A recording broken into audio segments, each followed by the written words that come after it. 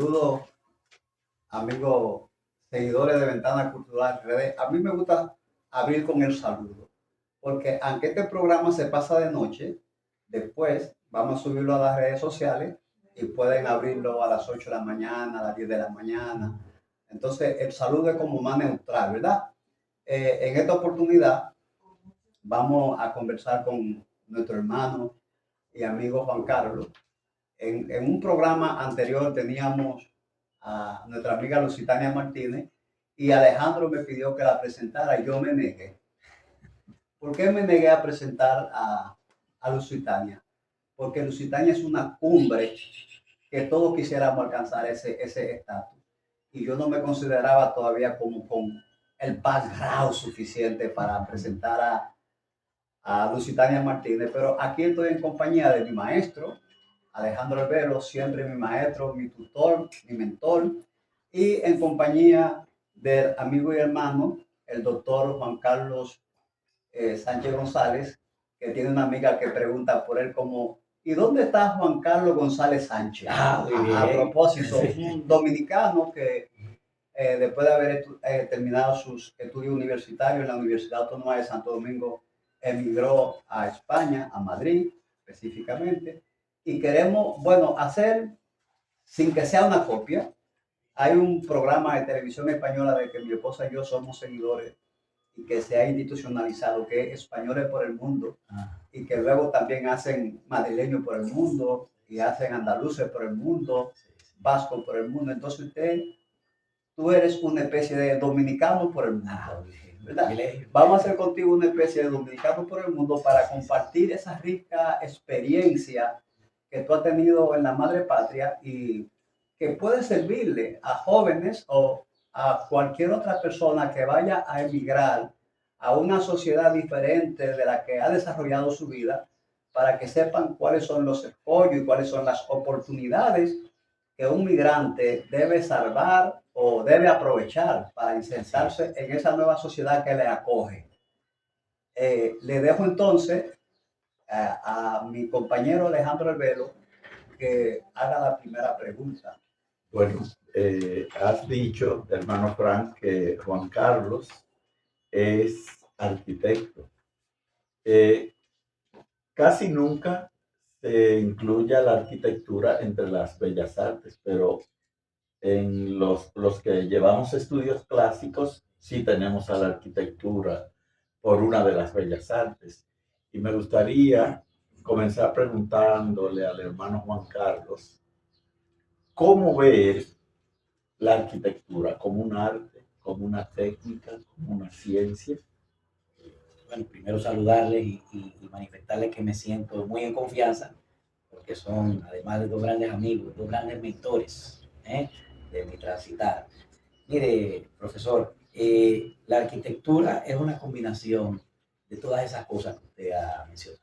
La arquitectura es arte, toda vez que es un ejercicio de la creatividad, y es un ejercicio constante y evolutivo de esa creatividad, pero al mismo tiempo es ciencia, porque en sí, ahí acudo a Marco Lucio Vitruvio Polión, en sus 10 libros de arquitectura, que expresaba que el arquitecto tenía que saber de geometría, de matemática, de biología, de química. Hay un sinnúmero de disciplinas que le permitían el abordaje a situaciones de diseño en las que tuviera que dar respuesta a alguna de estas cosas. O sea, que también es ciencia. Y es tecnología, que todo es tecnología cuando se ejerce un oficio que digamos, como la arquitectura. El mejor de los constructores es el arquitecto, como la construcción. Entonces, es ciencia, es arte y es tecnología, las tres cosas. La gente tiende a pensar que el arquitecto, el ingeniero, el maestro constructor, sí, son como una y la misma cosa. ¿Es así o no es así? La cultura popular rara vez se equivoca, y es así. Claro, cada uno tiene su matización. Si usted me lo pregunta a mí, yo diré que el jefe es el arquitecto. Claro. Pero si usted se lo pregunta a mi amigo Francisco Alberto, dirá que es el ingeniero. Sí. Y los dos tendremos razón, los dos tendremos razón, porque tanto el ingeniero como el arquitecto, como el maestro constructor, en España, por ejemplo, la figura del aparejador, que en su momento se llamó arquitecto técnico y ahora se llama ingeniero de la edificación, son todos técnicos profesionales que ejercen el oficio de construir y de proyectar. En el caso de los arquitectos, no le digo, quizás yo soy un poco tendencioso y le digo, proyectamos y también construimos. O sea que somos colegas, en algún sentido somos colegas. Incluso el arquitecto en España, que es donde estoy residiendo, 20 años cumplí ayer de residir en España. En España el arquitecto asume roles que habitualmente, por lo menos en esta sociedad nuestra, la dominicana, le corresponden al ingeniero. El arquitecto allí asume, por ejemplo, algo como el cálculo de estructuras, lo asume un arquitecto, como el cálculo de las instalaciones, lo asume un arquitecto.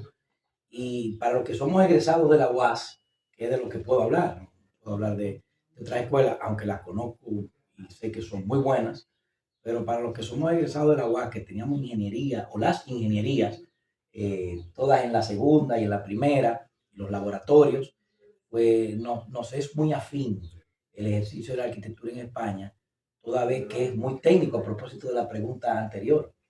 O sea que allí confluye mucho en el ejercicio, esas fronteras se difuminan entre lo que es el ingeniero y el arquitecto. Bueno, Juan Carlos, tú resalta, y eso es muy satisfactorio para Alejandro y para mí. Sí. Resalta nuestra alma mater, la Universidad Autónoma de Santo Domingo. Cuando tú llegaste a España, tú tuviste que homologar tu título. Muchas veces la homologación de un título, bueno, dentro de la homologación de un título está presentar los documentos, presentar el cálculo de horas, presentar el pensum, pero muchas veces el país receptor te pide a ti que tienes que completar de alguna manera 1, 2 o 3 asignaturas. No sé si fue tu caso. Y en ese caso, ¿qué tan importante fue la formación que tú recibiste en la Universidad Autónoma de Santo Domingo para tú poder homologar sin dificultad o con la menores dificultad tu título de arquitecto? Lo comentábamos un poco antes en las tertulias previas, ¿verdad? Yo, gracias a nuestra alma mater, gracias a la Universidad Autónoma de Santo Domingo, yo llegué con todas las herramientas, con todas las herramientas. Evidentemente, allí se ejerce una arquitectura que quizás alcanza fronteras más amplias, en el sentido del ejercicio de la técnica más pura, en el cálculo de estructura, como he dicho anteriormente. Y sí se me exigió para la homologación del título que completara, si no asignaturas, por lo menos campos del conocimiento que ellos entendían que allí se hacía de otra manera. Yo nunca lo identifiqué como una deficiencia que ellos a su vez identificaban, sino simplemente el requisito normal de una persona que se ha formado en otro país que se ponga a tono con los usos y costumbres, en este caso, con la normativa, con la forma de hacer arquitectura de allí. Entonces a mí se me exigió que completara un trabajo fin de carrera. Allí se llama proyecto fin de carrera, que es lo que equivaldría a la tesis nuestra para grado. Allí le llamaban, ya ha cambiado la normativa y tiene otro nombre, pero en mi tiempo se llamaba proyecto fin de carrera, estoy hablando de hace 15 o 20 años, claro. No justo los 20 años, sino un poquito después, que fue cuando inicié el proceso, porque llegué a estudiar una maestría. Y ese completar esos campos del conocimiento me tomó un tiempo entre que trabajaba, yo me integré inmediatamente al tren productivo, toco madera, y allí pues tenía que compaginar lo que era el trabajo en un despacho de arquitectura con la homologación del título. Y yo en la homologación del título invertí 2 años y algo. Yo creo que estuvo bastante bien, contando con mi horario laboral. Y me hicieron completar estructuras, me hicieron completar instalaciones, me hicieron completar poca cosa de urbanismo. y algo así como el oficio del arquitecto con la normativa de allí. Nos identificaron en la mejor universidad de España, un grupo para homologantes, ¿m? Con algunos estudiantes propios de la universidad y con un profesor referente en la arquitectura allí, y completamos ese proyecto fin de carrera satisfactoriamente. Y tengo para decir que de los 250 estudiantes que había matriculado en el curso de proyecto fin de carrera, probablemente éramos 15 dominicanos, de los cuales habíamos 2 chicos, las otras eran chicas. De los 200, desertaron 170, Menos los dominicanos. 160. Todos los dominicanos homologaron su título. Todos, todos, sin fisura. Algunos quizás no lo pudo por tema laboral, pero no por, o sea, estaba en la ruta. Eran chicas de otras universidades, ni siquiera eran de la UAS. Eran INIP en este caso. Y algunos que otros que éramos de la UAS y completamos nuestra homologación satisfactoriamente. Con lo cual, la manera en que, por lo menos hace 20 años, se formaban los arquitectos aquí en Santo Domingo, era más que suficiente para que nosotros asumiéramos el compromiso, mejor dicho, el desafío de homologar, el compromiso con nosotros mismos, de homologar el título allí. Fue una empresa satisfactoria, tengo que decirlo. Y luego vino el paso siguiente, que Sí. fue cursar los estudios doctorales o de PhD, como se le llama aquí. Así es. Pero, ¿y cuál es la diferencia? Ujú. Aquí tenemos precisamente un director de un doctorado, Sí, sí, sí. el maestro Francisco Suazo, que Sí, dirige sí. un doctorado Ujú. para la Universidad Autónoma de Santo Domingo en un acuerdo, mediante un acuerdo con una universidad europea, específicamente española. Sí. Pero a veces la gente a que nos dirigimos, nuestros conciudadanos, quizás no tienen tan claro qué es eso, un doctorado. O sea, Sí. un arquitecto es un arquitecto, ¿para qué necesita más? Exacto. Un abogado es un abogado, Sí, sí, sí. o un médico es un médico. ¿Qué cosa es un doctorado y cómo fue ese tránsito luego ya del grado al doctorado? ¿Y qué significado tiene y por qué sería importante que el público que nos sigue se interesara en completar sus estudios doctorales? Claro. La historia vuelve otra vez a originarse en la UAS. Yo recibí clases de un profesor al que estimé mucho. Era también muy rígido en su método, pero muy eficiente en los resultados que obtenía del grupo. Era el doctor arquitecto Eduardo Rosas Aristi. El profesor Eduardo hizo su doctorado en La Habana, un acuerdo que había con una universidad rusa, no recuerdo cuál era. Yo creo que despertó en mí algo que fue inoculado primero por mi abuelo, Hernán González Roca. Yo veía que era doctor en filosofía, yo no lo entendía. Yo tendría 8, 9, 10 años. Decía, pero ¿cómo puede ser doctor si no es médico? Yo tengo una sobrina que decía, tío, usted doctor es de lo que nos recetan. Exacto. Usted es doctor de lo que Claro. nos recetan. Y yo no lo entendía. Y él me lo explicó, evidentemente. Pues yo quiero ser doctor en filosofía. Me quedé con eso. O sea, que los orígenes son ahí, en eso, esa vivencia con mi abuelo. Luego, visto en la arquitectura con el profesor Eduardo. Yo llegué a España a hacer un máster en arquitectura bioclimática. Pero yo iba con la mente puesta en el doctorado. El doctorado supone, para un arquitecto, digamos, el clímax de su formación como conceptualizador. Evidentemente, un doctorado siempre dirige a uno hacia la investigación, también hacia la docencia, que es lo que estoy en el ejercicio habitual, aparte del ejercicio secular de la profesión. Y claro, el desarrollo intelectual, vamos a decirlo así, de un técnico como un arquitecto, acusa recibo cuando uno tiene la oportunidad de completar un PhD, porque es el momento en que esa conceptualización constante a la que acudimos en el proceso creativo de diseño, cobra un sentido, si se quiere, más intelectual, ¿m? Más sosegado, más de investigación, ¿eh? Más filosófico. ¿Eh? Y entonces es por ahí por donde uno encuentra esa, ese joint venture, como dirían los anglosajones, ese junte de una cosa quizás tan práctica y otra cosa más intelectual. Dicen, no recuerdo sinceramente, que la arquitectura o el arquitecto es el último de los humanistas en ejercicio. Eso que no se diga delante de un filósofo, ¿no?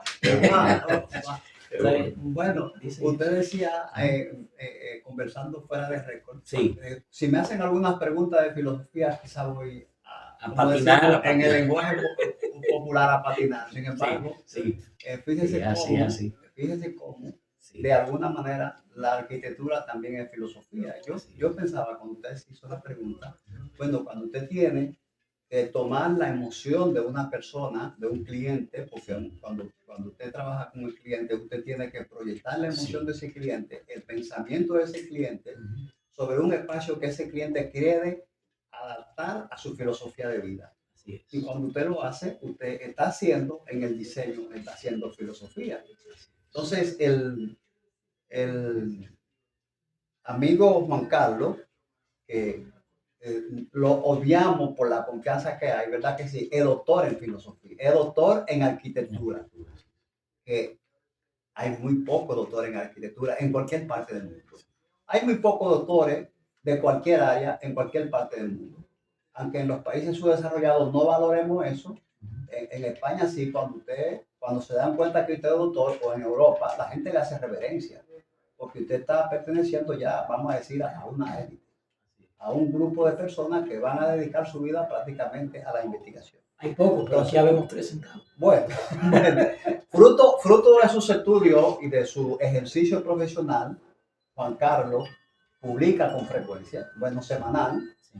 en el periódico digital Acento. Así es, así es. Y ha hecho una compilación y justamente ha hecho una compilación de algunos de sus artículos en el periódico Acento, y así mismo le llama Acento sobre arquitectura bioclimática, que fue su primera formación, no decía, sí, efectivamente. en su primera maestría, y eficiencia energética.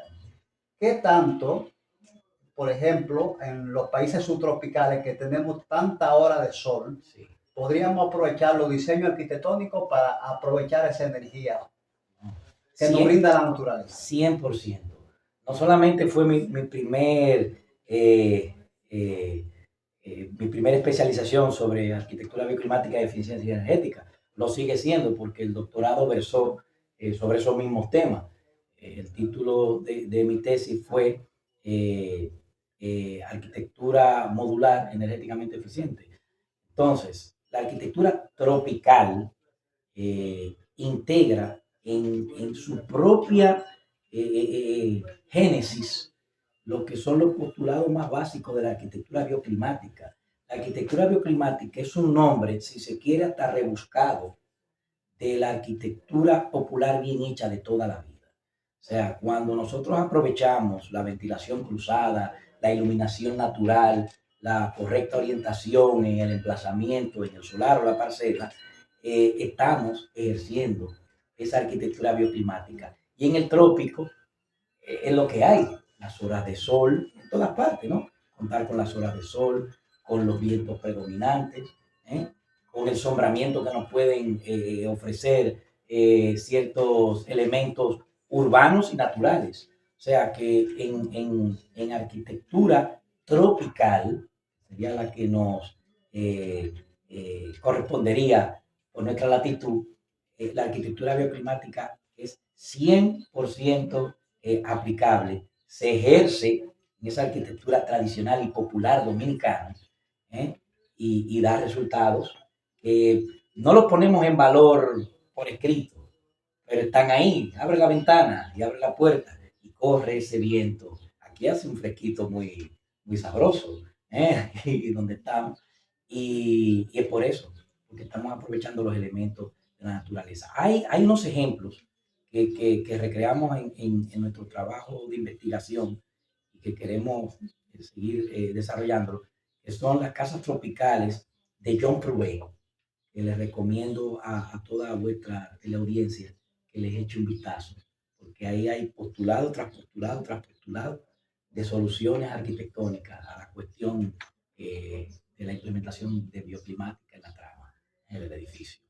Pero por lo que usted dice, profesor, parece que no están incluidos estos elementos que han sido materia de sus investigaciones en los principios de Vitruvio, los tres principios básicos que planteaba Vitruvio, que usted ha mencionado al principio: firmitas, venustas y utilitas.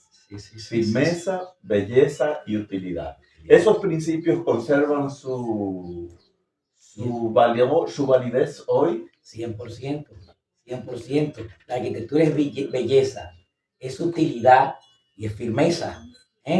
Incluso Vitruvio solo ha sido repetido N veces por todos los que han venido luego, incluso en el ejercicio de la arquitectura bioclimática. Cuando se habla de belleza, es todo lo que pueda hacer armonía ante los ojos del que aprecia la arquitectura.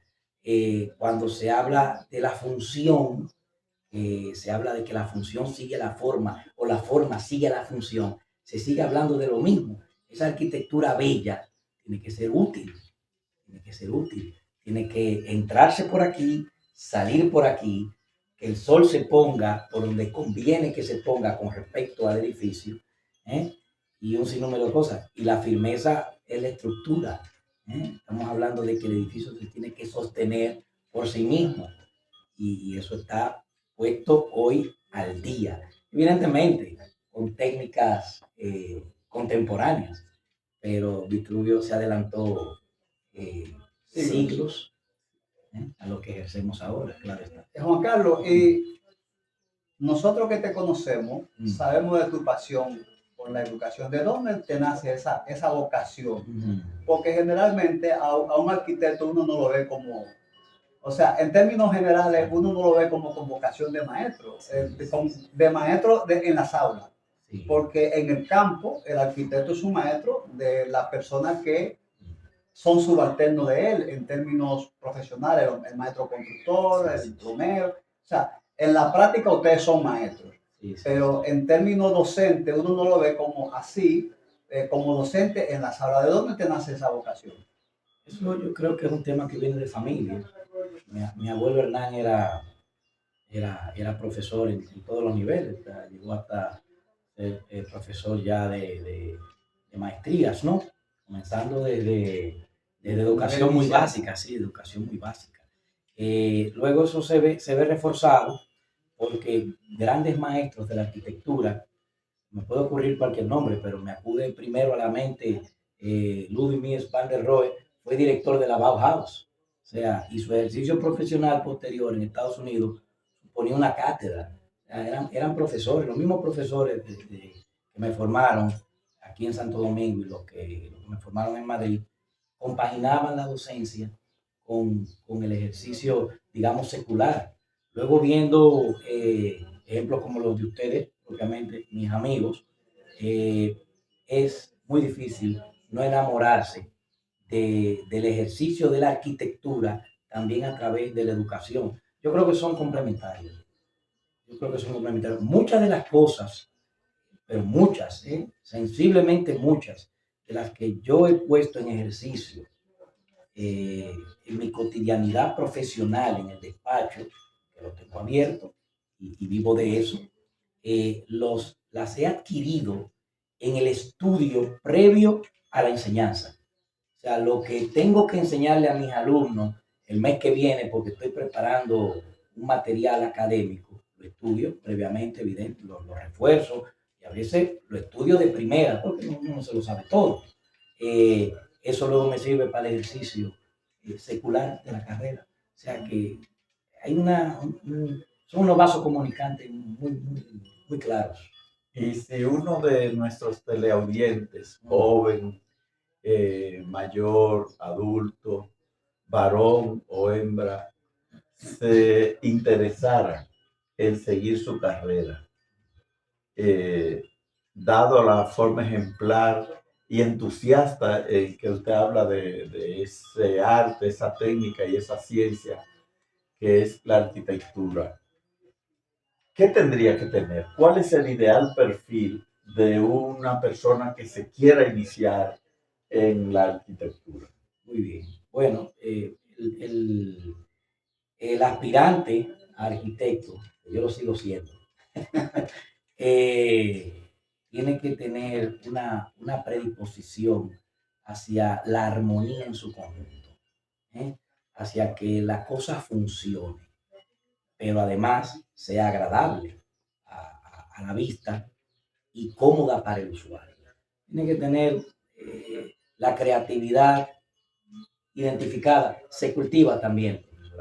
Sí, la creatividad se puede cultivar. Creo que era Pablo Picasso que decía que la inspiración siempre le sorprendía trabajando. Entonces, tiene que ser una persona con una predisposición hacia la disciplina frente al trabajo clara, porque es una carrera de mucho sacrificio. Combina lo que hemos dicho siempre, arte, ciencia, tecnología. Entonces, tiene que por lo menos tener claro que debe aportar una cuota de sacrificio con un nivel de creatividad razonable y estar dispuesto pero yo creo que eso es casi en cualquier disciplina, a agotar las horas de sudor que sean necesarias. Si me dijeran identifique una escuela de arquitectura en Santo Domingo, yo creo que las 4 o 5 escuelas principales que conocemos están bastante equiparadas. Ya no sería una cosa más que de cada individuo lo que decida aportar el esfuerzo.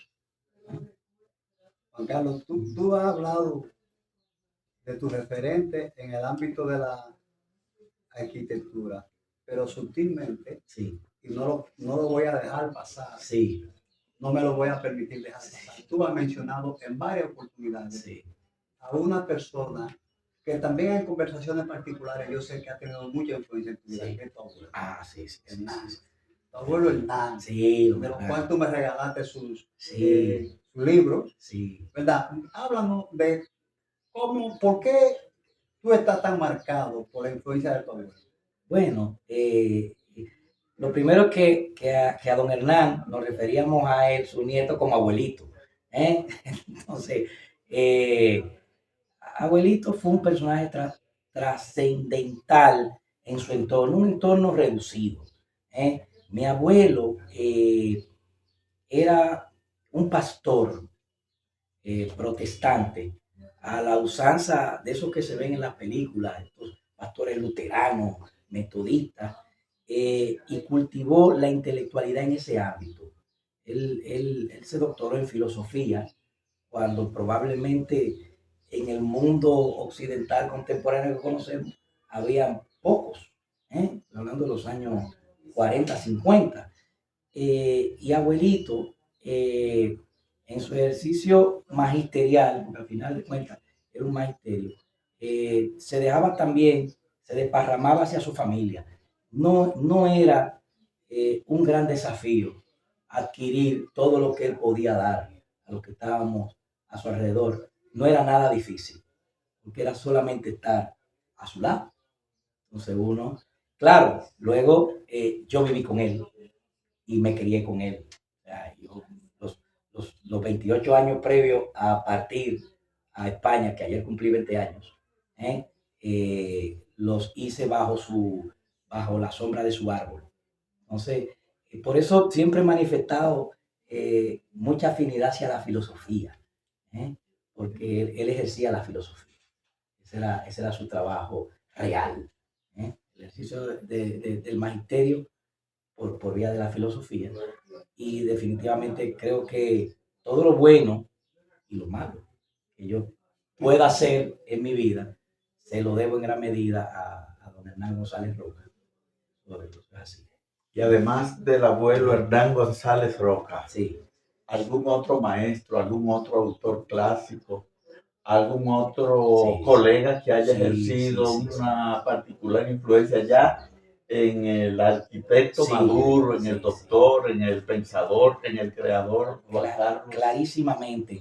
O sea, hay un nombre que resuena en la arquitectura y en los arquitectos, que es Le Corbusier. Le Corbusier. Charles-Édouard Jeanneret Gris, que era un arquitecto suizo-francés presbiteriano, que eso es interesante señalarlo porque eso marca mucho su carácter, ¿eh?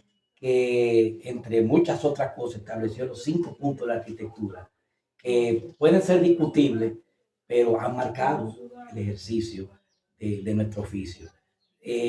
Por el otro lado, tenemos a Frank Lloyd Wright, ¿eh? El del Guggenheim, de Nueva York, de la Casa de la Cascada. Y el Guggenheim de Bilbao. Ese es de Frank Gehry, pero es la misma fundación, o sea, que no anda desencaminada, la misma fundación Guggenheim que hace digamos así, como un revival de colocar una obra emblemática en una ciudad como Bilbao. Frank Lloyd Wright no es un arquitecto, es el arquitecto americano. Y desde luego, claro, el arquitecto americano. Y Mies van der Rohe, que lo acaba de mencionar, son referentes del siglo XX. A mí me ha apasionado mucho la arquitectura de la primera mitad del siglo XX y un poquito pasada, la segunda mitad del siglo XX, por maestros como estos que les mencionaba, Alvaralto, por ejemplo, Richard Buckminster Fuller, John Prouet, o sea, que son grandes personajes. De hecho, estoy desarrollando ahora y espero que pueda ver la luz en el 2025 un libro sobre la construcción modular ligera que pueda ser energéticamente eficiente. Y tomo algunos ejemplos de Richard Buckminster Fuller, el arquitecto norteamericano, y John Prouet, francés, que establecen sendos ejemplos muy remotos que cobran una actualidad al día de hoy cada vez que uno abre y mira sus bocetos y sus planos. O sea, que son ejemplos que marcan la ruta todavía al día de hoy, que han influido mucho en mí. Bueno, tú has hablado de los clásicos, respondiendo a una pregunta que te hizo Alejandro. Sí. Y yo veo que tú no mencionas a Santiago Calatrava, a Niemeyer, Oscar Niemeyer. Son maestros, se me quedan muchos, claro. Bueno, para un lego en arquitectura como yo, ¿verdad? No, sí. Pero que cuando uno sale de su país le dicen, no, este edificio lo diseñó Santiago Calatrava. Claro. O cuando uno va a Brasil le dicen, bueno, la ciudad de Brasilia la diseñó Oscar Niemeyer. Es una referencia para Brasil y supongo que para Latinoamérica. Cuando se habla de Oscar Niemeyer hay que hablar también de Lucio Cote, el mismo Le Corbusier. Hablar, por ejemplo, de Santiago Calatrava ya es próximo en nuestro tiempo, porque Santiago Calatrava está en ejercicio. Sí. Santiago Calatrava es un arquitecto que ha sido muy influyente, hay muchas obras de él que son muy reconocibles. Por ejemplo, ahí en la zona cero de Nueva York hay un edificio de Santiago Calatrava, que creo que es como la salida del metro, me parece, que es muy reconocible. Pero hay arquitectos, por ejemplo, como Rafael Moneo, que probablemente sea el arquitecto español vivo más influyente y uno de los más importantes de toda la historia, junto con Juan Bautista de Toledo, Juan de Herrera. O sea, que hay muchos, lo que pasa es que son muchos arquitectos, hay mucha buena arquitectura en el mundo. O sea, que se me escapará mucho, sí, profesor. Sí. Y entre la arquitectura monumental, sí, la arquitectura residencial, sí, y la arquitectura propiamente urbana y popular, ¿hay diferencias o hay unos criterios transversales a todos los? Hay diferencias y hay criterios transversales, profesor. Te lo ha dicho claramente. Claro, la arquitectura residencial circunscribe mucho su espacio ergonómico, tal como su nombre indica, a la utilidad que puede tener domésticamente el usuario. Las dimensiones de las puertas, de los baños, pero eso luego se replica quizás de otra manera, muy a la luz de la normativa que corresponda, en la arquitectura quizás monumental, que tiene ya una escala diferente, como su nombre indica, monumental.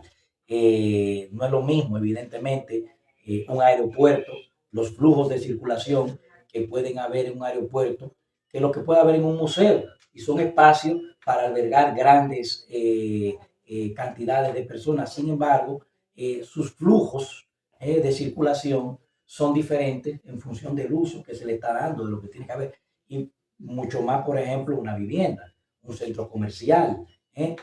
Siempre acudimos al ejemplo de la basílica. La basílica era un lugar de reunión cívico.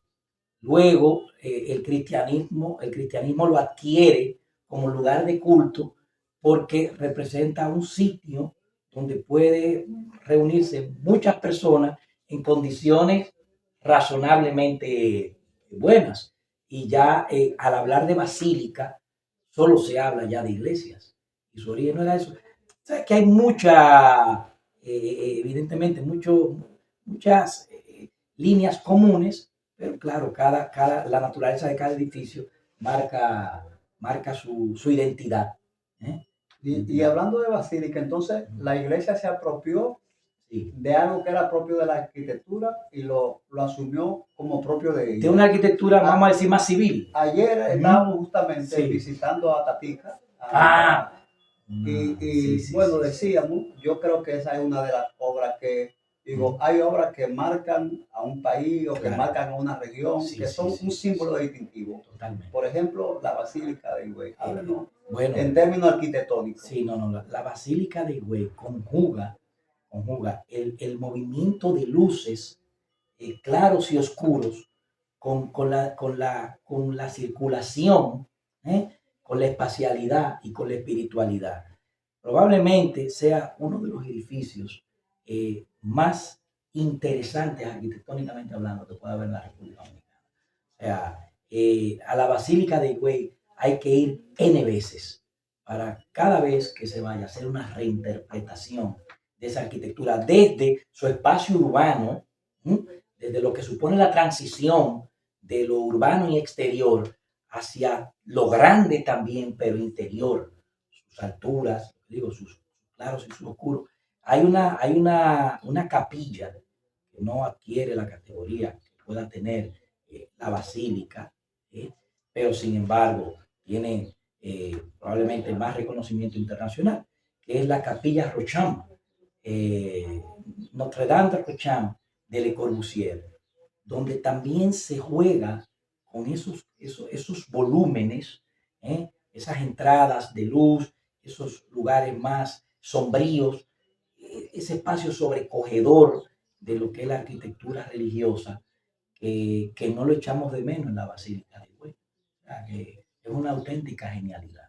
Sin embargo, el público que va allí quizá se fije poco en los detalles arquitectónicos, Bueno, porque es un público que va con un fin sí, espiritual. pero es un referente para el gremio profesional, es un referente, desde luego que sí.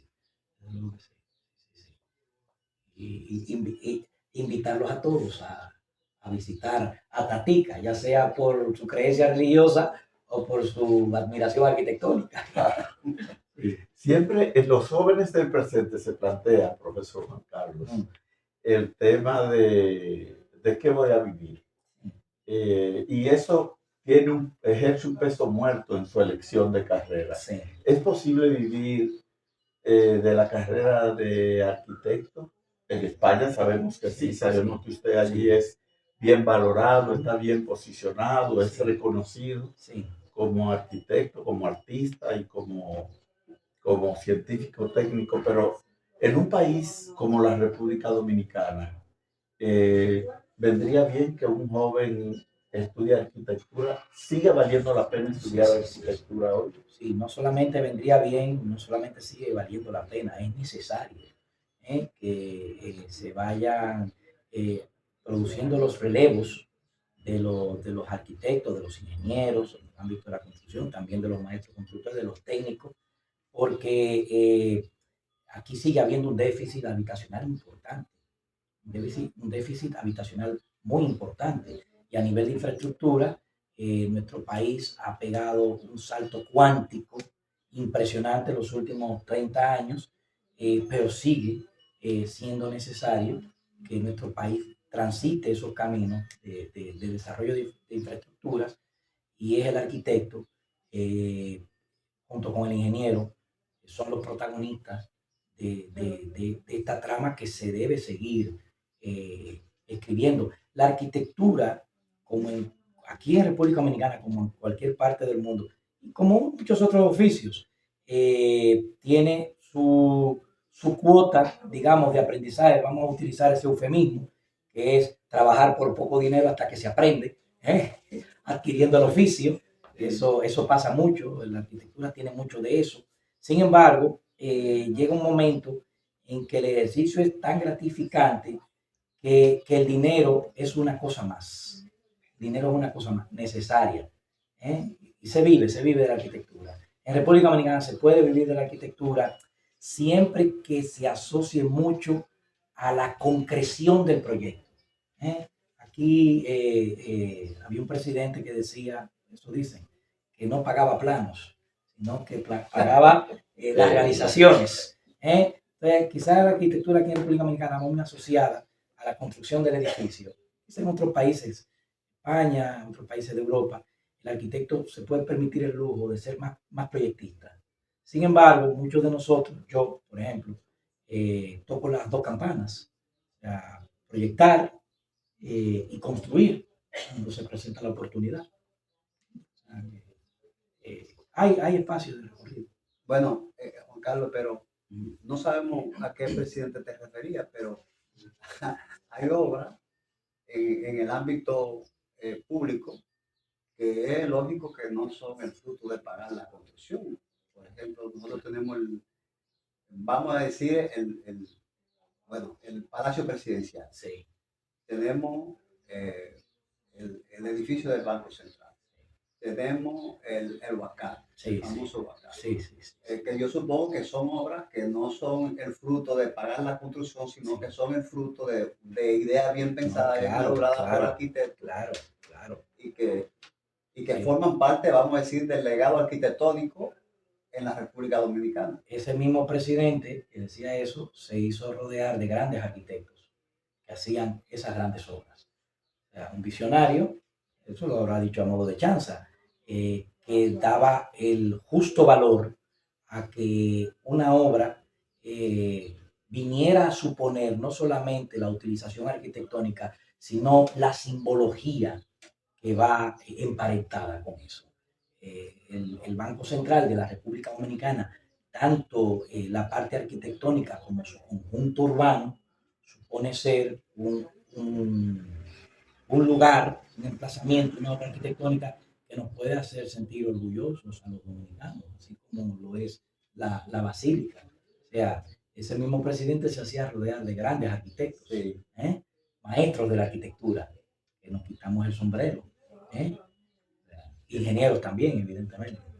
Sin embargo, mucha gente dice a veces, no sé si por molestar, que se pregunta que qué pasa con los diseños ya de las vías, de las edificaciones públicas de hoy y las de ayer. Por ejemplo, hay iglesias, monumentos, palacios coloniales que se conservan ahí, que vienen ciclones, vienen sismos y se conservan ahí. Sin embargo, algunas edificaciones contemporáneas presentan defectos.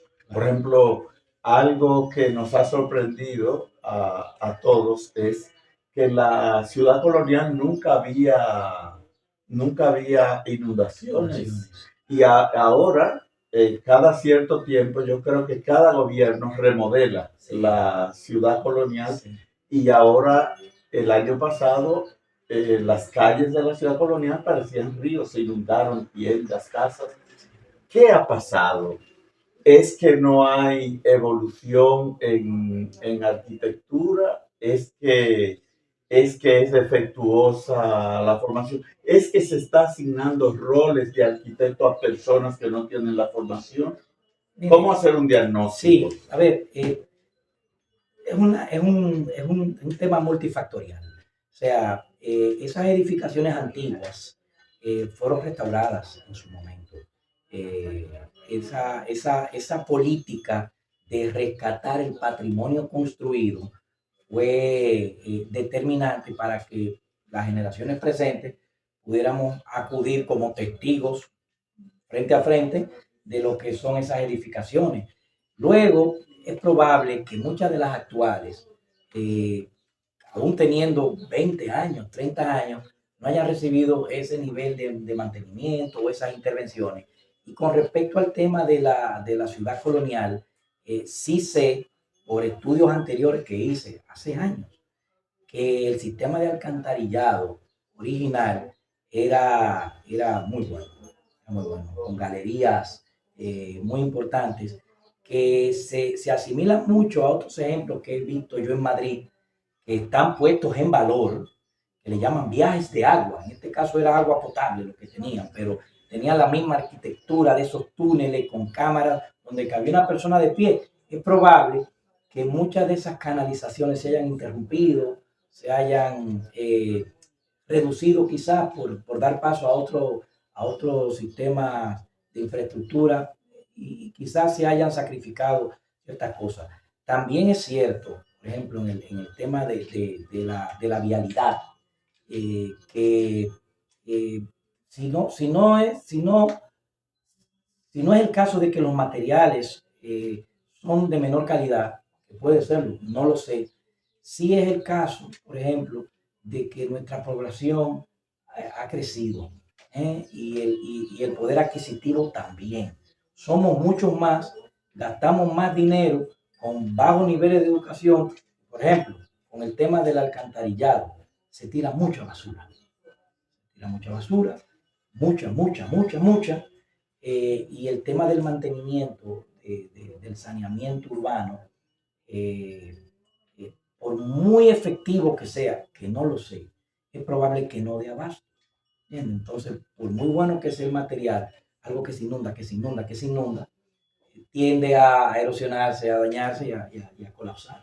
O sea, que hay muchos factores que influyen.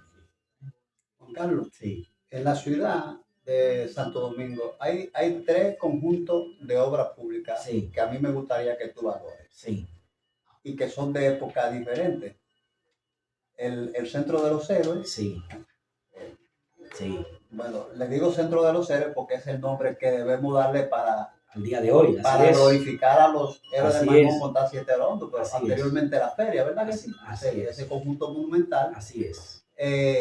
La Plaza de la Bandera, Ujú. todas las edificaciones que están alrededor de la Plaza de la Bandera Así es. y la Plaza de la Cultura, Muy bien. que supongo que marcan punto de inflexión en la época en que se construyeron para la arquitectura dominicana. Que son Plaza de la Cultura, Centro de los Héroes y Plaza de la y Bandera. Plaza de la Bandera. Vamos a comenzar por el Centro de los Héroes.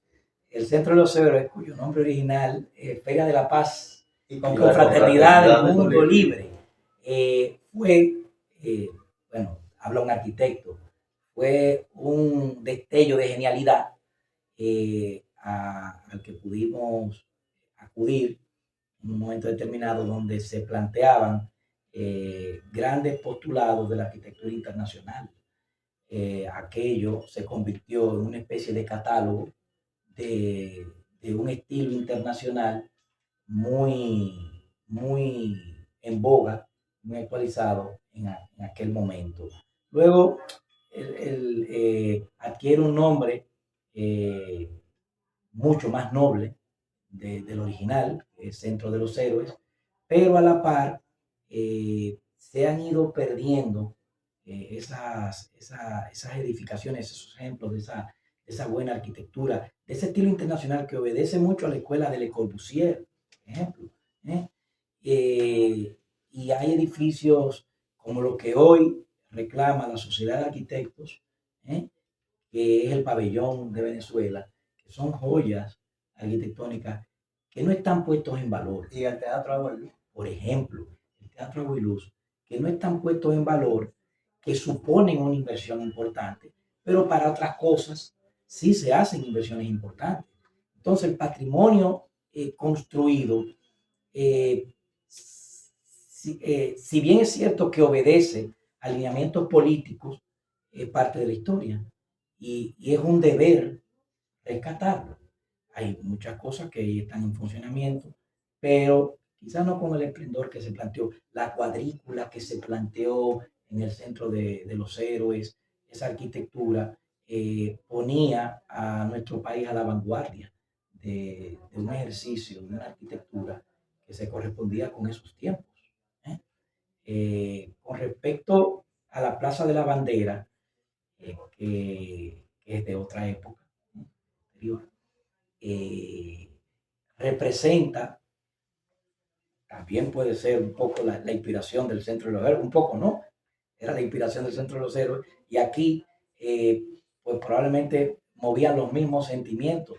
Es el establecimiento del régimen de turno de un centro de poder, identificar en una plaza, como la Plaza de la Bandera, centros de poder claramente definidos, con la bandera dominicana como eje articulador.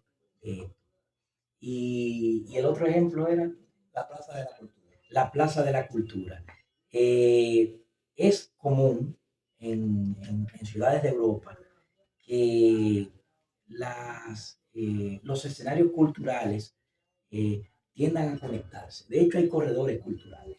Es común. En Washington, por ejemplo, el corredor Smithsoniano, están todos los museos ahí. En Madrid, por ejemplo, hablan de que en ese kilómetro cuadrado se concentra una de las más grandes colecciones de arte del mundo, porque está el Museo del Prado, ustedes lo conocen muy bien, que han vivido en Madrid, el Reina Sofía, está el Thyssen-Bornemisza, claro, y varias galerías de arte que colindan. Está por ahí el Museo de las Américas, También, cerca de la Plaza Colombo.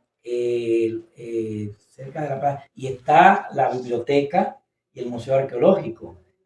O sea que aquello de establecer un foco cultural fue otro de esos destellos de genialidad que hemos tenido la suerte de que muchos de nuestros gobernantes, buenos o malos, hayan podido identificar y establecer como punto vertebrador de lo que supone el conocimiento y la cultura, porque en la Plaza de la Cultura tenemos desde museos hasta espacios de exposición y de artes escénicas, como el Teatro Nacional. Un conjunto magnífico, donde han acudido firmas como la de don Teófilo Carbonell, y eso nos deja ahí un patrimonio arquitectónico de primer orden. Las artes, en sentido general, sobre todo a partir de la segunda mitad del siglo XX, han sido impactadas de una manera, vamos a decir que contundente por la posmodernidad. Ha pasado lo mismo en arquitectura. ¿Y qué se espera de la arquitectura del porvenir? 100%, profesor Albelo. De hecho, esa posmodernidad que llega primero a las artes plásticas, generalmente llega primero a las artes plásticas, se manifiesta, yo no diría que de manera tardía, sino en el tiempo que corresponde en esa arquitectura. Las artes son una respuesta al tiempo en el que viven. Es una manifestación más del ser humano, del tiempo en que está viviendo. Manifiesta dolor, manifiesta alegría, manifiesta situaciones de dolor, política. Bueno, es fácil que cualquiera de nuestros telespectadores y ustedes mismos piensen en el Guernica, por ejemplo. Y hay grupos en España, como el grupo El Paso, que representaron una vanguardia a un tipo de arquitectura que vino después. O sea, la arquitectura, voy a usar un término, me voy a atrever, muchas veces va a la saga de esas artes plásticas, pero siempre dando respuesta al tiempo en el que ejerciéndose, o debería. O debería. Se espera eso de ella. Juan Carlos, Sí. a mí me gustaría, para finalizar, es para todo conocido que en el año 63, en el corto y breve gobierno de Bosch, Sí. él se propuso mandar a muchos dominicanos a especializarse fuera del país. Sí. Y después, esos dominicanos se convirtieron en grandes referentes profesionales cuando retornaron.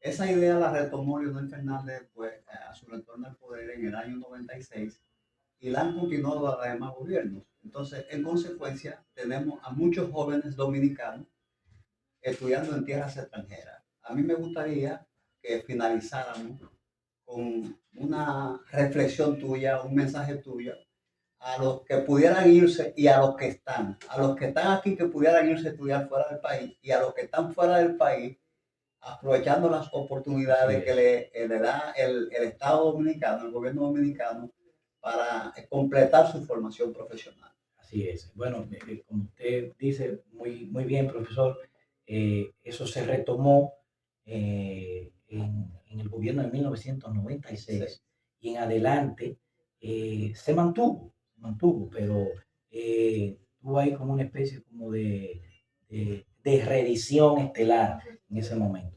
Yo no pude disfrutar de eso porque no acudí, pero no porque no se me presentó esa oportunidad como a cualquier otro dominicano. Luego lo lamenté porque es la facilidad que da un Estado para poner a la vanguardia a toda una generación. Yo exhorto a todo estudiante dominicano que sienta inquietudes por lo intelectual, por lo técnico, en mi caso, la arquitectura, que identifique la especialización que le guste primero y que entienda que puede ser útil a la República Dominicana para que podamos acudir todos al desarrollo de nuestro país. Es una excelente iniciativa desde el 63 hasta nuestros días. Bueno, y ha sido una excelentísima oportunidad poder compartir este animado diálogo con Juan Carlos Sánchez Fernández, doctor en arquitectura, un profesional destacado, dominicano de origen, residente en Madrid desde hace 20 años, donde ha sentado escuela, donde ha construido un buen nombre para él y para todos los que compartimos con él la nacionalidad. Muchísimas gracias por eso. Muchas gracias a ustedes. Muchas gracias.